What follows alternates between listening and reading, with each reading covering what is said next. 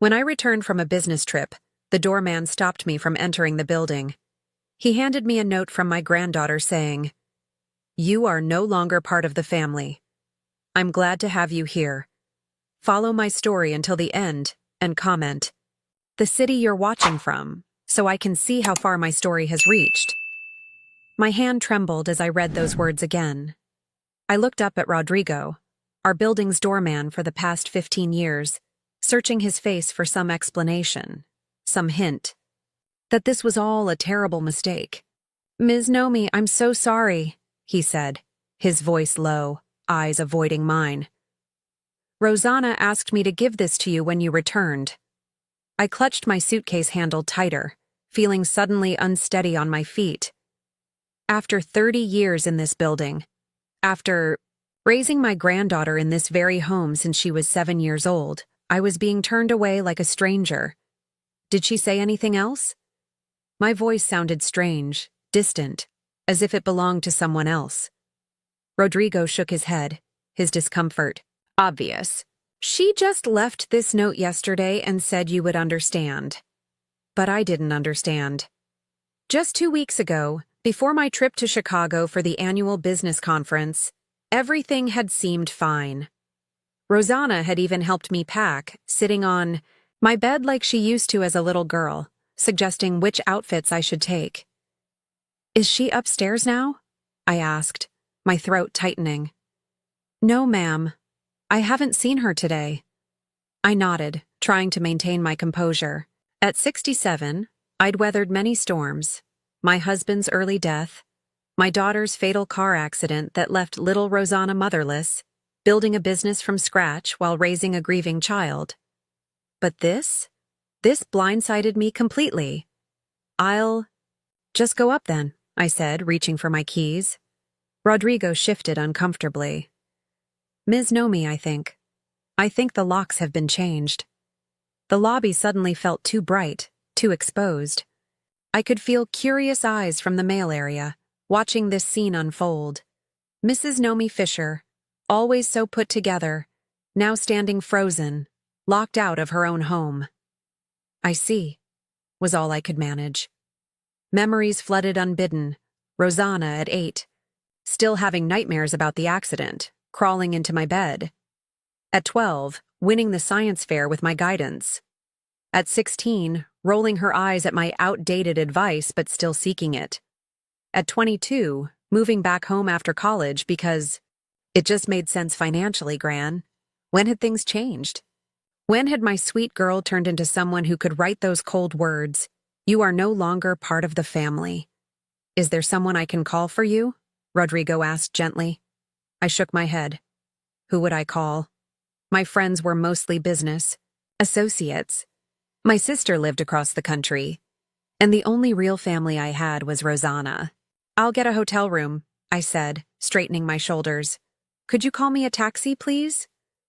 As I waited on the sidewalk, I scrolled through my phone, looking at recent messages from Rosanna.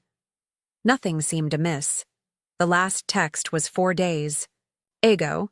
Have a great final day at the conference, Gran. Safe travels home." The taxi pulled up, and I slid inside, giving the driver directions to a nearby hotel. As we pulled away, I glanced up at the 12th floor, my floor, and thought I saw a figure at the window. Was it Rosanna? Or perhaps her boyfriend Thomas, whom I'd never quite trusted? The hotel room was impersonal, but clean. I sat on the edge of the bed, still in my travel clothes, and tried calling Rosanna, straight to voicemail. I texted, "I'm back in town. Got your note. We need to talk. Please." No response. Finally, at nearly midnight, my phone buzzed. A text from Rosanna. "There's nothing to discuss. The locks have been changed. Your things are being packed. You can arrange to collect them next week." My things? Being packed? As if 30 years of life could be so easily boxed and dismissed. I called immediately. To my surprise, she answered. "Rosanna, what's happening? Why are you doing this?" Her voice was so cold, so unlike her. "You know why, Gran. Or should I even call you that? You're not really my grandmother, are you? Just my mother's stepmother. We're not even blood. The words hit me like physical blows. It was true that I'd married her grandfather when her mother was already 10, but I'd raised her mother as my own. And when tragedy struck, I'd done the same for Rosanna. Blood doesn't make a family, Rosanna. Love does. Care does. 30 years does. Save it, she cut in. I know the truth now. About everything. Thomas helped me see clearly. Thomas? Of course. What truth, Rosanna? Talk to me. Check the front desk tomorrow. I'll leave a box with your essential items. The line went dead.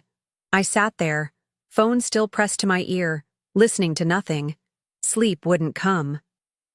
Around 3 a.m., I slipped out to the hotel's deserted lobby and asked the night clerk for a piece of paper. I wrote down everything I could remember about the past few months, searching for clues, for any sign of what had triggered this.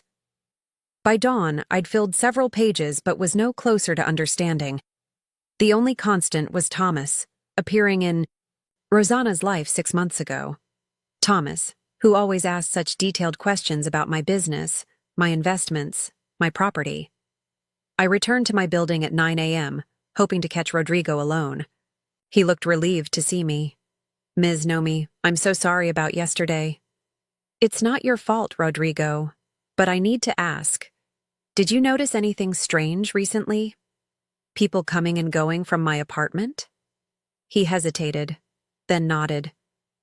Movers. Yesterday and the day before. Big trucks.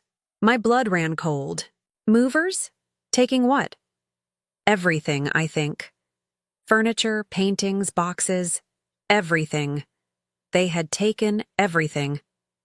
I stood in the doorway of what had once been my home, staring at empty spaces where my life had been. The antique dining table where Rosanna had done her homework. The blue velvet sofa where we'd watched movies together. The curio cabinet filled with treasures collected over decades. All gone. Rodrigo had managed to get me access with the building's master key, against protocol. Just 15 minutes, he'd whispered, looking nervously over his shoulder, before they come back. I moved through the barren rooms like a ghost. The walls, stripped of photographs and paintings, were marked with pale rectangles where memories had once hung. In the kitchen, even the copper pots that had belonged to my mother were gone. My bedroom was the worst. The mattress remained, but my dresser, vanity, and armoire had vanished. With them, generations of jewelry, including my wedding ring and the pearl necklace I'd planned to give Rosanna on her 30th birthday. I sank to the floor, unable to process the magnitude of what had happened. This wasn't just theft. It was Rajer. My phone buzzed, a text from an unknown number. You shouldn't be there.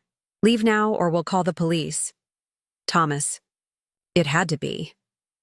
I ignored it, pushing myself up and forcing my legs to carry me to Rosanna's room. Unlike the rest of the apartment, her room was untouched, exactly as it had always been. Her childhood stuffed animals still lined the window seat. The photo collage of her college years still hung above her desk. That's when I spotted it. A manila folder lying on her bed. Inside were documents I'd never seen before. A deed transfer for my apartment, appearing to show my signature giving. Ownership to Rosanna. Bank statements showing large withdrawals I'd never made. A power of attorney document I'd supposedly signed, giving Rosanna control over my assets. My signature was on everything. Except it wasn't my signature. Close, but not quite right. I see. You found them? I whirled around. Rosanna stood in the doorway, Thomas just behind her. He was tall, handsome in that calculated way that had always made me uneasy. His hand rested possessively on Rosanna's shoulder. What have you done? My voice was barely a whisper. Rosanna stepped forward. She looked different somehow, harder, older than her 27 years. Nothing that wasn't already coming to me. By forging my signature? By stealing everything I own? Thomas laughed softly. Stealing is such an ugly word. We prefer accelerated inheritance. I looked at Rosanna, searching for any sign of the girl I'd raised. Why? I would have given you anything you asked for. I was already planning to leave everything to you. Something flickered across her face. Doubt? Regret? But Thomas squeezed her shoulder, and it vanished. We didn't want to wait, she said flatly. You've lived your life already. Now it's our turn. Your turn, I repeated, the words hollow in my chest. And what about me? Where am I supposed to go? Thomas shrugged. You're resourceful. You've always been good at landing on your feet. The casual cruelty of it stunned me. Rosanna, I said, ignoring him, think about what you're doing. This isn't you. You don't know me, she snapped. You never did. You were always too busy with your precious business, trying to prove something to people who didn't even care. She gestured at the empty apartment. All this stuff you collected? What was it for? Just to show everyone how successful you were? The sat? Accusation stung because there was a grain of truth in it. After my husband died, I had thrown myself into work, building a consulting business that eventually thrived. Had I neglected Rosanna? Had I been too focused on providing financially rather than emotionally? But no, this revision of our history didn't match the reality I remembered. The school events I'd rearranged meetings to attend, the vacations we'd taken, the late-night talks about her hopes and dreams. I made mistakes, I admitted. But nothing that justifies this. Thomas checked his watch impatiently. We don't have time for this. The movers will be back in an hour for the rest. I stood straighter, finding a core of strength I didn't know I still possessed. I'm calling the police. Thomas smiled, the kind of smile that never reaches the eyes. With what evidence? Your signature is on everything. The apartment is legally Rosanna's now. The furniture?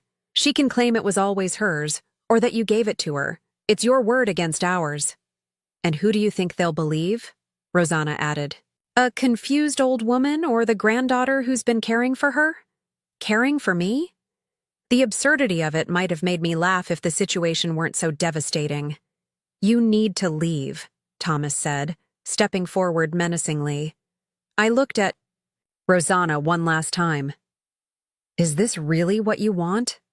She wouldn't meet my eyes. Just go, Gran. I gathered the folder of forged documents, clutching it to my chest. I'll go, but this isn't over.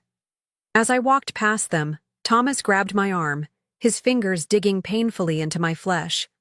Leave the folder. No. I met his gaze steadily. You take my home, my possessions, even my granddaughter. But not this. This I keep. For a moment, I thought he might force it from me, but Rosanna placed a hand on his arm. Let her go. It doesn't matter now. In the elevator, I leaned against the wall, suddenly aware of how fast my heart was racing. The reality of my situation crashed over me in waves. I was homeless. Most of my possessions were gone. The child I'd raised had betrayed me in the most fundamental way. Rodrigo was waiting anxiously in the lobby. Ms. Nomi? Are you all right? I wasn't all right. I would never be all right again. But I managed a nod. Where will you go? He asked. It was the question I'd been avoiding. My bank accounts were likely compromised if they had gone this far. My business contacts were out of town. Friends? I'd let most of those relationships fade over the years, prioritizing work and Rosanna. I don't know, I admitted. Rodrigo hesitated, then said, My sister has a small apartment she rents out. It's nothing fancy, not like what you're used to, but it's clean and in a decent neighborhood. I stared at him. This man who'd watched me come and go for 15 years, who knew me only as a nodded greeting, a Christmas tip, a brief chat about the weather. Yet here he was, offering help when those closest to me had turned away. Thank you, I said, my voice breaking. I would appreciate that very much. As I followed him outside to call his sister, I felt something shift inside me. The numbness of shock was giving way to something else, not just grief or betrayal, but a slow burning resolve. They thought they had taken everything from me, but they were wrong. I still had my mind, my determination, and now, an unexpected ally. They had underestimated me. It wouldn't be the last. Rodrigo's sister's apartment was on the third floor of a modest building in a neighborhood I'd rarely visited. The space was tiny, a kitchenette, living area, bathroom, and bedroom, all crammed into less than 600 square feet. The furniture was mismatched, the carpet worn thin in places. But it was clean, and right now, it was all I had. "It's just temporary," Maria, Rodrigo's sister, assured me as she handed over the keys. "Until you figure things out. Figure things out." As if what had happened to me was a simple problem to solve, like a business challenge or a difficult client. This was my life, shattered into unrecognizable pieces. "Thank you," I said, attempting a smile. "I appreciate your kindness." After she left, I sat on the edge of the sagging twin bed and finally allowed myself to break down. The sobs came from somewhere deep and primal, tears burning hot tracks down my cheeks. I cried until my throat was raw and my eyes swollen, until there was nothing left but hollow exhaustion. For 3 days, I barely moved from that bed. I didn't answer my phone. I didn't eat. I simply stared at the water stain on the ceiling, replaying every moment with Rosanna, searching for signs I'd missed, warnings I'd ignored. Had she always been capable of such betrayal? Had Thomas simply revealed her true nature, or had he somehow twisted her into someone unrecognizable?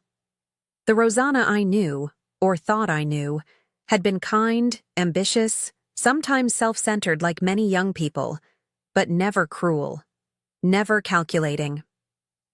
The 4th day, a knock at the door pulled me from my stupor. I considered ignoring it, but the knocking persisted, growing more insistent.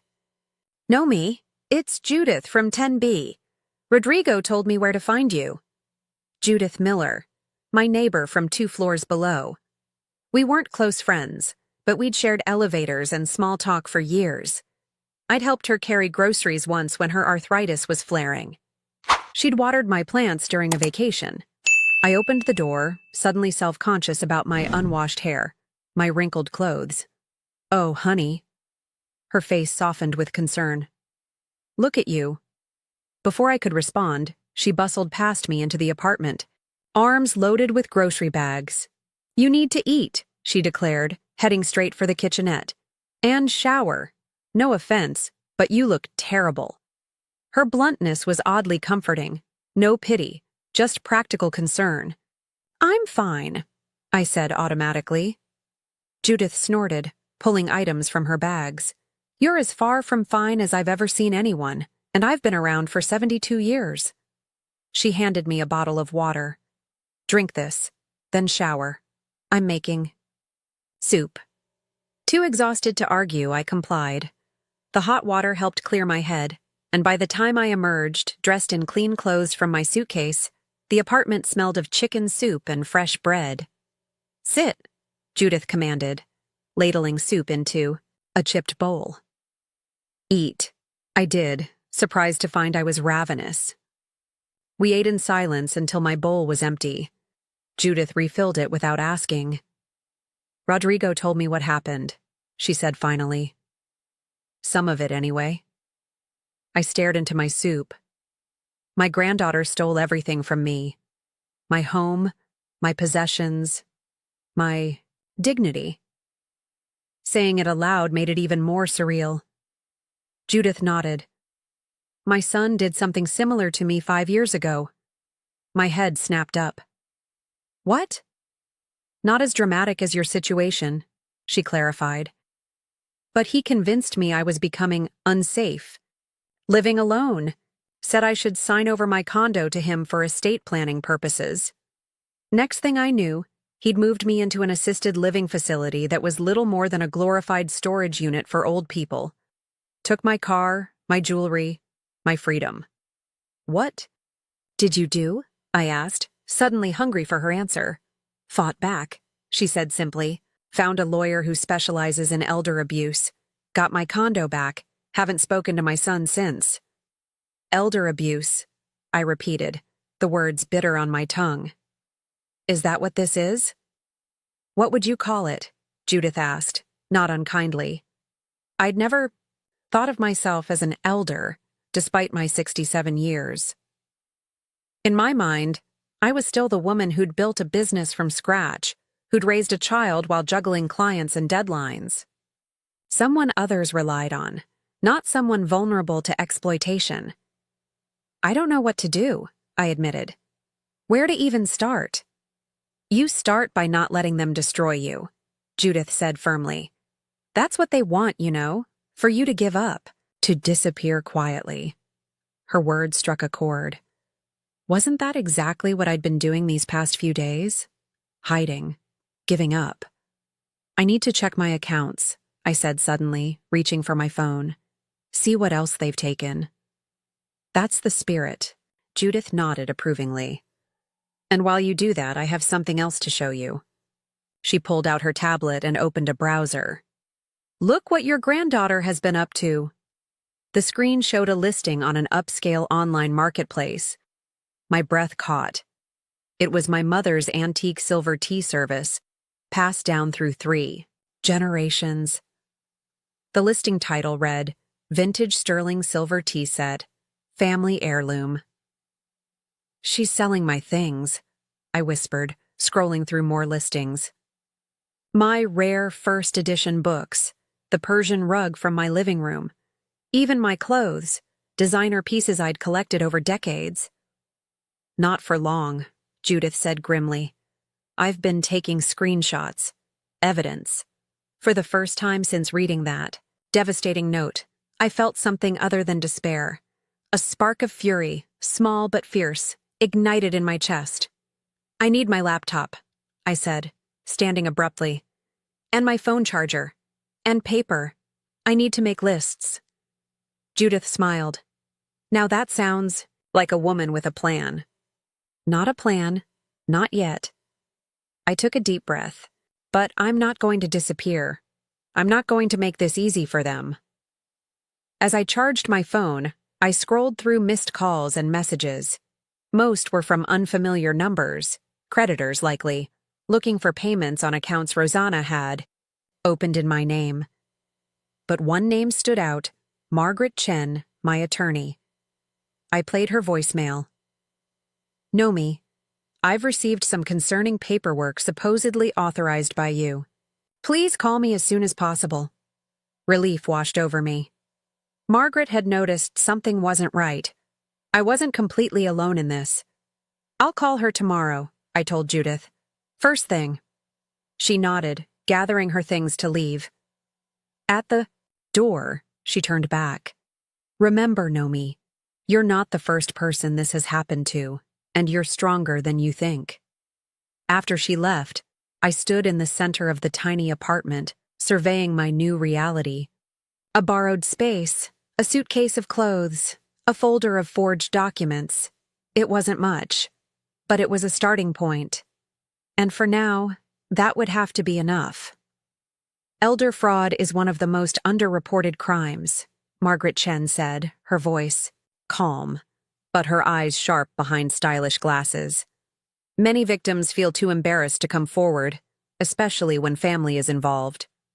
We sat in her office, the downtown skyline visible through large windows. I'd worked with Margaret for 15 years, since I'd first expanded my business. She'd handled my contracts, my taxes, my will, the will that had explicitly left everything to Rosanna. I'm not embarrassed, I said. I'm furious. Margaret nodded, spreading the forged documents on her desk. As you should be. These are sophisticated forgeries, but they wouldn't hold up under expert scrutiny. She tapped a power of attorney form. For one, I know you'd never sign something like this without consulting me first, so I can get everything. Back? My apartment? My possessions? Her expression turned cautious. It's complicated. We could file for an emergency injunction to prevent further sale of assets. We'd need to involve the police for the forgery charges. But these cases can drag on for months, even years. I don't have years, I said quietly. I don't even have months. I'm living in a borrowed apartment with nothing but a suitcase. I understand. She leaned forward, but I want you to be realistic about the process. Even with clear evidence of fraud, the courts move slowly. She hesitated. And there's the matter of your relationship with Rosanna to consider. What relationship? I asked bitterly. She's made it clear where we stand. Still, she's your granddaughter. Are you prepared for what this means? Potential criminal charges against her? A permanent rupture? I stared out the window, considering. Despite everything, some small part of me still clung to the Rosanna I'd raised. The little girl who'd cried in my arms after nightmares. The teenager who'd helped me learn social media. The young woman who'd graduated college with honors, making me burst with pride. But that Rosanna was gone. Perhaps she had never really existed. I need to be practical, I finally said. I need a place to live, money to survive on. If pursuing legal action will take too long, what are my options? Margaret thought for a moment. There might be another approach. You mentioned several valuable antiques and collectibles in the apartment? I nodded. Family heirlooms mostly, some quite valuable. And you have documentation for these items? Insurance records, appraisals, photographs proving they belong to you? Yes, in my safe deposit box. They haven't gotten to that yet, as far as I know. She smiled slightly. Good. Here's what we can do. Instead of fighting to reclaim everything immediately, we build a targeted case around specific items with clear documentation of ownership. Items too distinctive to be easily disposed of. And then what? We negotiate. Offer to drop potential criminal charges in exchange for a settlement. I frowned. You want me to let them get away with this? No, Margaret said firmly. I want you to get back on your feet as quickly as possible. Sometimes the best revenge is living well. I wasn't sure I agreed, but I had to admit her approach was practical. We spent the next hour outlining a strategy. Margaret would file initial paperwork and contact Rosanna officially, while I would focus on rebuilding my financial foundation. As I left her office, my phone buzzed with a text from Judith. Need anything? From the store? Coming your way. My throat tightened. A week ago, I wouldn't have called Judith a friend. Now, she was a lifeline.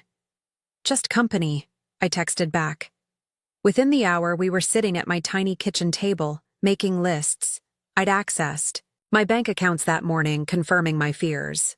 Most of my accessible funds had been drained, though they hadn't yet reached my retirement accounts or business holdings. First priority is income, I said, thinking aloud. I need to contact my clients, explain I'm facing personal challenges. What exactly is your business? Judith asked. Management consulting. I specialize in helping companies streamline operations and improve efficiency.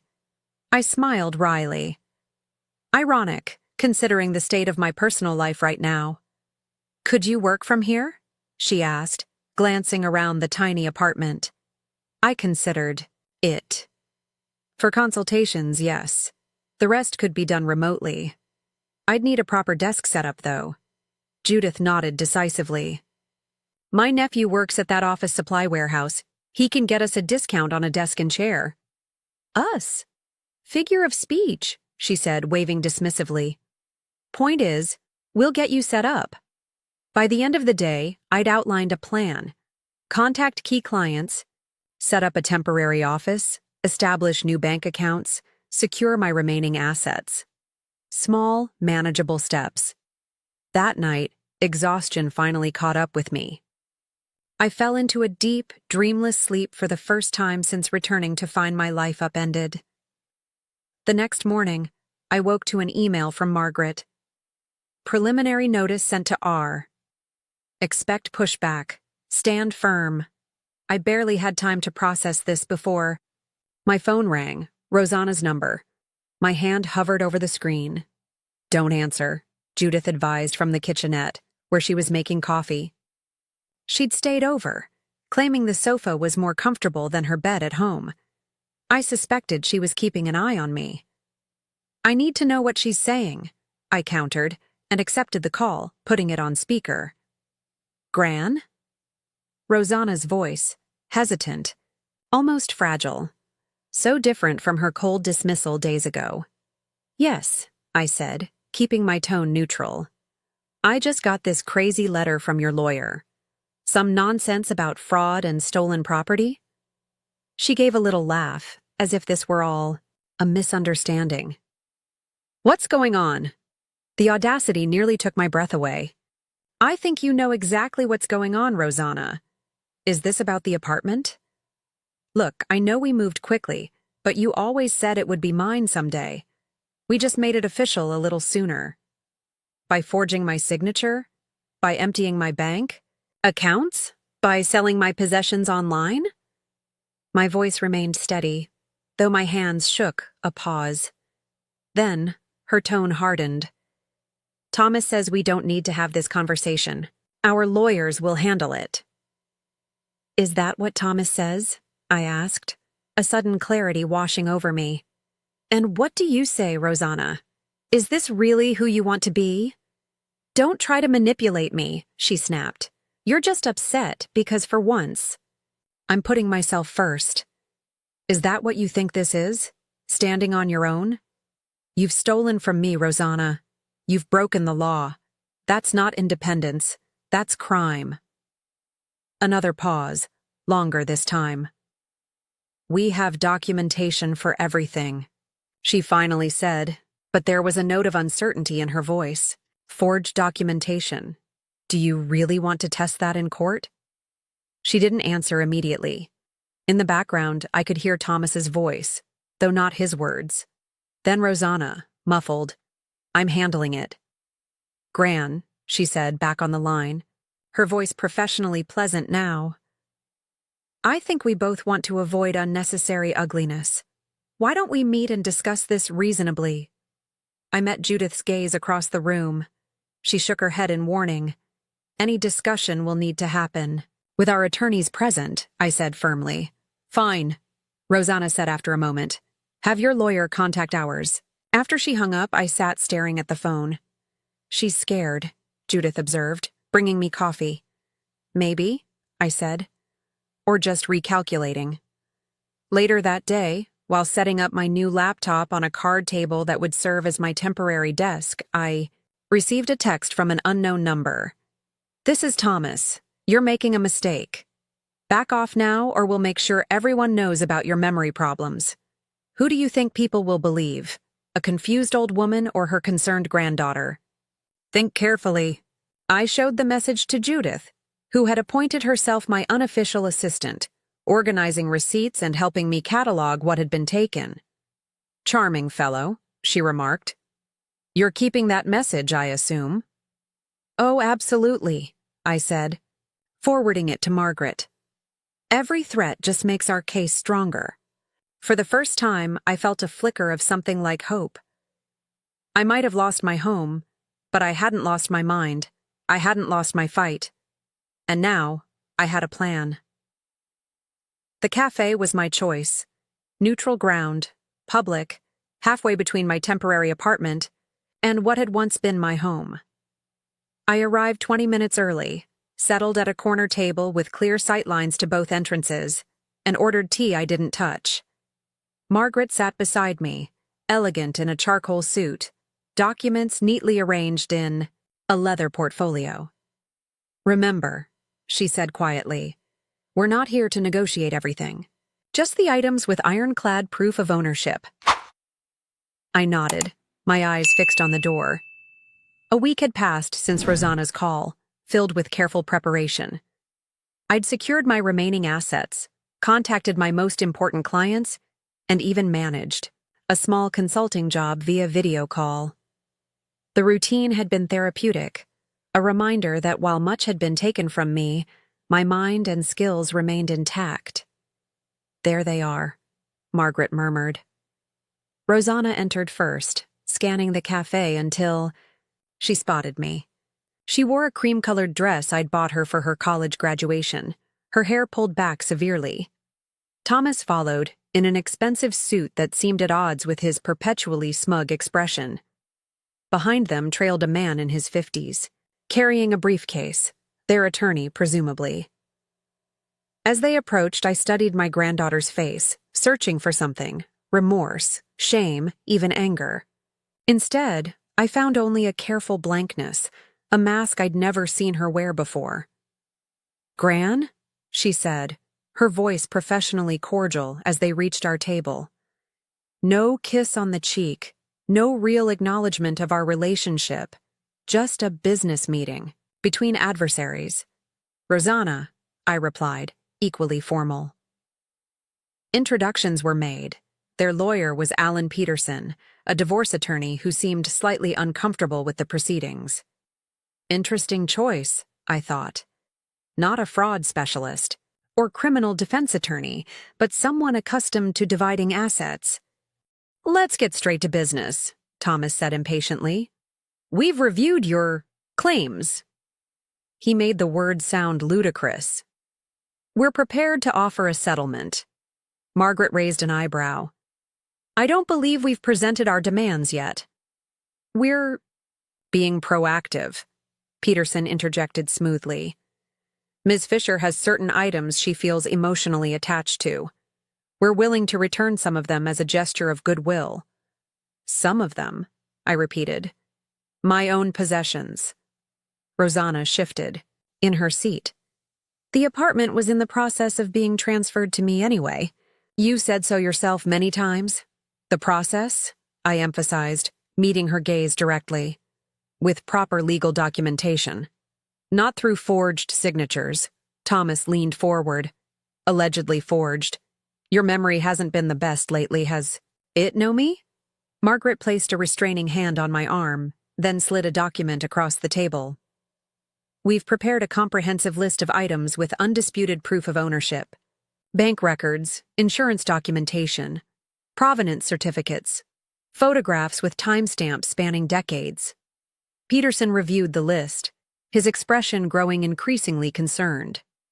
He leaned over to whisper something to Rosanna, whose mask finally slipped, revealing a flash of worry. "We've also documented the online sales of several of these items," Margaret continued, passing over printouts of the listings Judith had been tracking. "The pearl necklace that belonged to Mrs. Fisher's mother, the first edition Hemingway, the Persian rug appraised at $22,000. Thomas scoffed. "Rosanna's grandmother gave her those things." "Did she?" Margaret asked mildly.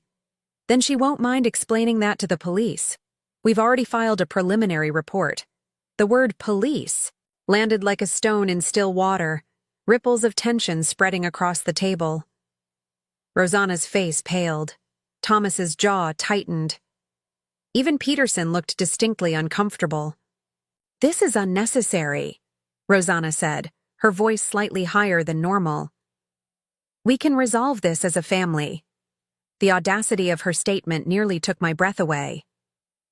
"A family," I repeated. "Is that what we are, Rosanna? After what you've done?"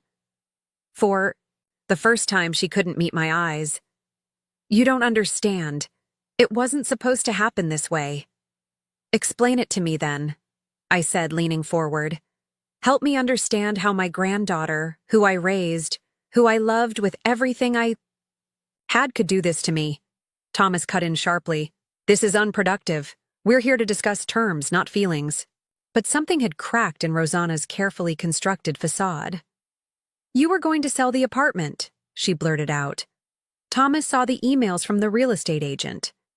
I blinked in confusion. "What emails?" "On your laptop.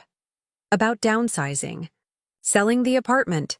Moving to that retirement community in Arizona." Understanding dawned slowly. "Rosanna, I was researching those options for Judith's mother. As a favor. I've never considered selling our home." Doubt flickered across her face. "But Thomas said what I needed to hear," I finished, quietly. To justify what you were already doing. Thomas's face had gone rigid. This is ridiculous. We're leaving. He stood abruptly. Sit down, Mr. Harris, Margaret said, her tone pleasant but firm. Unless you'd prefer to explain yourself to the detective who's waiting for my call. She tapped her phone meaningfully. Slowly, reluctantly, he lowered himself back into his chair. Peterson cleared his throat. Perhaps we should discuss the specific terms of an agreement. First, I said, holding Rosanna's gaze. I want the truth. All of it. The silence stretched between us, taut as a wire. Then, almost imperceptibly, Rosanna nodded. It started 6 months ago, she began haltingly. When Thomas and I got engaged. Thomas shifted as if to interrupt, but Peterson silenced him with a look. We wanted to buy a house but couldn't afford the down payment, Rosanna continued. Thomas suggested borrowing from you, but I knew you'd ask questions about his finances, his business ventures that never quite worked out. My heart sank. So that was it. Money. The most mundane of motivations. Then he found those emails about selling properties, retirement communities. He convinced me you were planning to leave, to start over somewhere else, that everything I thought I'd inherit would be gone. Her voice quavered. He said we should just take what was coming to me. Anyway, before you changed your mind. I looked at Thomas, seeing him clearly now.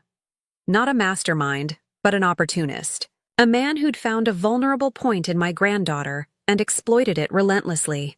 And the forgeries? I asked. Rosanna's eyes filled with tears. Thomas knew someone. Peterson winced visibly. So you emptied my home, I said quietly. Sold my possessions. Left me with nothing but a note. The tears spilled over now. I'm sorry, she whispered. I didn't think. I never thought. That's right, I said, my voice surprisingly steady. You didn't think about me at all. 1 year later, I stood in my new kitchen, morning sunlight streaming through windows that overlooked not a city street but a small garden. The scent of freshly brewed coffee filled the air as I arranged pastries on a serving tray. Judith would arrive any minute for our weekly breakfast. Life had a different rhythm now, slower perhaps, but steadier, more deliberate. The legal settlement had been finalized 6 months ago. In the end, I didn't get everything back. Some items had been sold beyond recovery, and the apartment held too many painful memories to reclaim. Instead, I accepted financial compensation and the return of my most treasured possessions. My mother's jewelry, family photographs, personal papers, and a few select antiques with sentimental value. The rest, I let go. With the settlement money and my retirement savings, I'd purchased this small house in a quiet neighborhood. 2 bedrooms, a study for my continuing consulting work, and the garden I'd always wanted but never had time to tend. Not extravagant, but entirely mine. Uncompromised. Secure. The doorbell rang, and I smiled at the familiar sound of Judith's voice calling through the mail slot. It better be those almond croissants in there, Nomi. I opened the door to find her holding a pot of violets, her latest attempt to add color to my garden. Happy house anniversary, she announced. 1 year in your fortress of solitude. Hardly solitary with you barging in 3 times a week, I teased, accepting the plant. We settled at the kitchen table, falling into our comfortable routine of coffee, pastries, and conversation. Judith had become more than a neighbor or friend. She was family now, the kind you choose rather than inherit. Any word? She asked casually, though we both knew what she meant. I nodded. Another letter. Arrived yesterday. Rosanna had been writing to me for months. First tentative notes of apology. Later longer letters about her life, her struggles, her attempts to make amends. She'd broken off her engagement to Thomas after the settlement, moved to another state, started therapy, found a job. Small steps toward rebuilding her own life, separate from the ruins of what she'd destroyed. I hadn't answered any of the letters. "Not yet. Are you going to respond this time?" Judith asked. I sipped my coffee, considering. "I'm thinking about it." The doorbell rang again, interrupting our conversation. I wasn't expecting anyone else, and for a moment, old anxieties flared. Thomas had made threats even after the settlement, until a restraining order silenced him. "I'll get it," Judith said, rising before I could protest. I heard murmured voices. In the hallway? Then Judith returned, her expression unreadable. "It's Rosanna." My heart stuttered. "Here? Now?" Judith nodded. "Want me to send her away?" I took a deep breath, steadying myself. "No, I'll see her." Rosanna stood hesitantly in the doorway, looking both familiar and strange. Her hair was shorter, her clothes simpler than the designer outfits she'd once favored. She clutched a small package wrapped in brown paper. "Gran?" she said softly. "I'm sorry to come unannounced. I was going to leave this on the porch, but—" "Come in," I said, surprised by the steadiness of my voice. Judith squeezed my shoulder.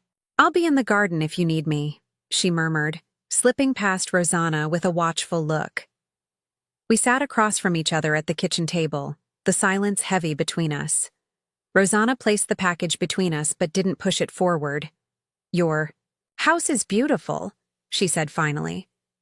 "It suits you." "Thank you." I gestured to the package. "What's this?" Her fingers trembled slightly as she slid it toward me. "Something I found, after everything. It had fallen behind a drawer in the apartment." I unwrapped the paper carefully. Inside was a small leather-bound book I recognized immediately, my grandmother's recipe journal, filled with handwritten notes and cooking wisdom spanning 3 generations. I'd thought it lost forever. "I remembered how much it meant to you," Rosanna said, watching my face.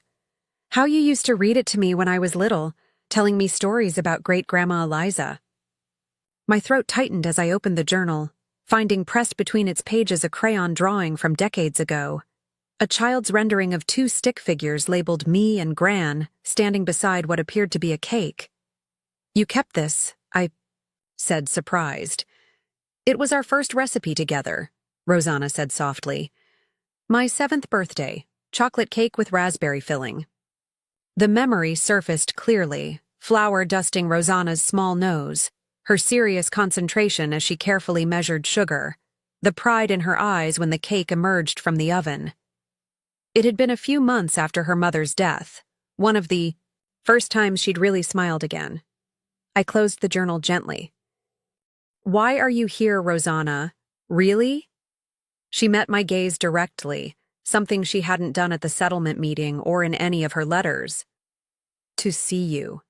To tell you in person how sorry I am, though I know that doesn't fix anything." She paused. "And to ask if there's any way someday we might find a way forward." "Forward," I repeated. "Not back." She nodded. "Not back. I know we can't go back." I studied her face, looking for signs of the manipulation I'd seen in the cafe a year ago. Instead, I found something more complicated, genuine remorse. Yes, but also resignation. She wasn't expecting forgiveness, just acknowledgement. "I've spent a lot of time thinking about what happened," I said finally. "Why it happened." "I betrayed you," she said simply. "There's no excuse." "No," I agreed. "There isn't. But there are explanations, things I've come to understand about both of us." I rose from the table and moved to the window, looking out at Judith tending to her newly planted violets. "After your mother died, I was so focused on providing stability, security, on making sure you never felt the economic uncertainty I did growing up." I turned back to her. "But in doing that, I may have taught you that possessions, money, status, were what mattered most. That's not on you, Gran. That was my choice. My failing. Perhaps. But I wonder if I could have done better, been more present emotionally, not just financially. Rosanna's eyes welled with tears. You were always there when it mattered. Until I wasn't, I said quietly. When you needed guidance about Thomas, about your future. She shook her head firmly. I didn't want guidance then. I wanted what I wanted. Consequences be damned. I returned to the table, bringing the recipe journal with me. I'm not ready to forgive completely, I said honestly. Maybe I never will be. But I'm not interested in holding on to bitterness either. What does that mean? She asked, hope and caution warring in her expression. It means I'll answer your next letter, I said, and we'll see where that leads. It wasn't a grand reconciliation. It wasn't even a promise, just a small opening, a crack in a door I'd thought permanently sealed. Rosanna nodded, understanding. The gift for what it was, modest but significant. I should go, she said, rising. Thank you for seeing me. At the door, she hesitated. Your friend, Judith. She's protective of you. Yes, I agreed. That's what real family does. After she left, Judith rejoined me in the kitchen. Well? She asked, eyeing the recipe journal on the table. Small steps, I said. She nodded approvingly. Good. Small steps are sustainable. Later that evening, after Judith had gone home, I sat in my garden watching the sunset paint the sky in shades of pink and gold. My new life wasn't perfect. Parts of it were still raw, still healing. But it was mine, rebuilt from the ground up, stronger in some ways for having been broken. I opened my grandmother's journal to a blank page at the back and began to write. Not recipes, but reflections. On loss and recovery. On chosen family. On the slow, painstaking work of reconstruction. The house behind me was smaller than my old apartment. My circle had contracted, then expanded in new directions. My relationship with Rosanna, if it ever truly healed, would be something entirely different from before, more measured, more mindful. But as I wrote in the fading light, I realized that perhaps this new life, this reconstructed existence, wasn't a lesser version of what had been taken. It was simply different, more intentional, more true. And for now, that was enough.